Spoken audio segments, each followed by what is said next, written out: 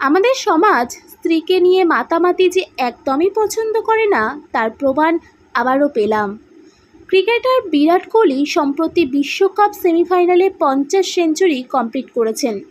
প্রায় প্রতিটি ম্যাচেই তিনি ভালো খেলছেন এবং যে মানুষটি গ্যালারিতে বসে ক্রমাগত তাকে সাপোর্ট করছেন তিনি তার স্ত্রী অনুষ্কা শর্মা।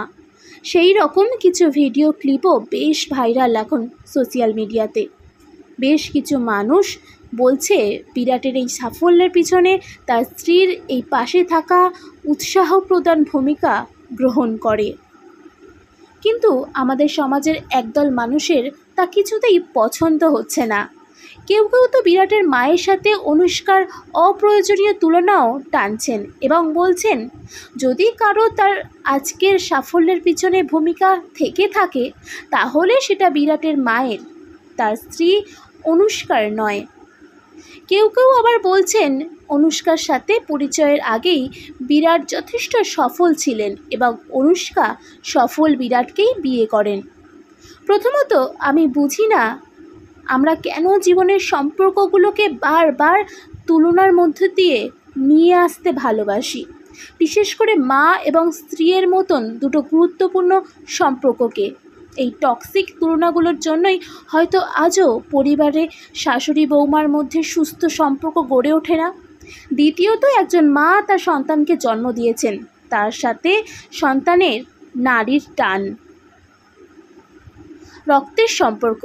তাই একজন মা যে কোনো পরিস্থিতিতে তার সন্তানের পাশে থাকবেন এটা ভীষণ স্বাভাবিক ও সহজাত একটা বিষয়। অপরপক্ষে স্ত্রী হলো সম্পূর্ণ অপরিচিত একজন মহিলা যে শুধুমাত্র ভালোবাসার টানে আপনজনদের ছেড়ে আপনার জীবনের সাথে নিজেকে জড়িয়ে আপনার সুখ দুঃখে ভূমিকা নেয়, পাশে থাকে। তাই এই দুটো সম্পর্ক কখনোই তুলনীয় হতে পারে না এবং তারা নিজেদের জায়গায় স্বয়ং সম্পূর্ণ। এবার আসি বিরাট অনুষ্কার কথায়।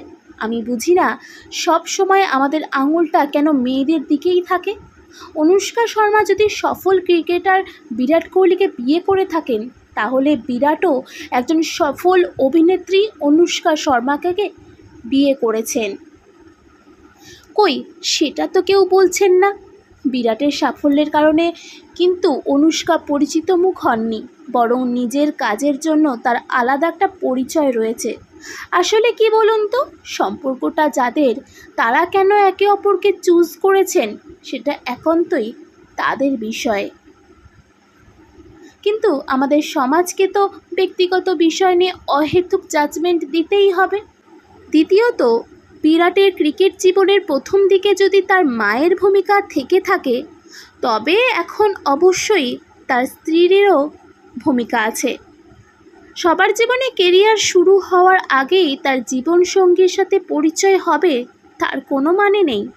আর তাই বলে সে আদর্শ জীবনসঙ্গী হবে কি হবে না বা পরবর্তী জীবনের সাফল্যে অংশ নেবে কি নেবে না তা ঠিক করার দায়িত্ব একান্ত তাদের, সমাজের নয়। বিরাটকে হাতে ধরে খেলা তার মাও শেখাননি আর অনুষ্কাও শেখাবে না, সেটাই স্বাভাবিক। তবে তিনি যে সব সময় পাশে থেকেছেন তা আমরা সবাই দেখেছি। আর যেখানে বিরাট নিজে তাকে প্রতিনিয়ত ইন্সপিরেশন বলে মানেন সেখানে আর কারো মতামতেরই অপেক্ষা থাকে না। সর্বোপরি একটু পিছনে গিয়ে দেখতে পাবো যখন বিরাটের খারাপ সময় ছিল তার একের পর এক খারাপ পারফরমেন্সের জন্য আর কাউকেই নয়, এমনকি বিরাটকেও নয়, অত্যন্ত অযৌক্তিকভাবে দায়ী করা হয়েছিল তার স্ত্রী অনুষ্কা শর্মাকেই। সস্তার কুসংস্কারে আচ্ছন্ন হয়ে একদল বলেছিল অনুষ্কা নাকি বিরাটের জন্য ব্যাড লাক, তার সাথে বিয়ের পর থেকেই নাকি বিরাট খেলতে পারছেন না। তাহলে আজ যখন বিরাটের সাফল্যের দিন এসেছে তখন গ্যালারিতে বসে একইভাবে উৎসাহ দিয়ে যাওয়া সেই মহিলাকে বিরাটের গুড লাক বলতে এত দ্বিধা কেন? শুধুমাত্র স্ত্রী বলেই তার দিকে নির্দ্বিধায় আঙুল তোলা যায়, সুবিধাবাদী বলা যায়, কিন্তু তাকে নিয়ে একটু মাতামাতি বেশি হলেই সেটা আর মেনে নেওয়া যায় না, আদিক্ষেতা মনে হয়, তাই না?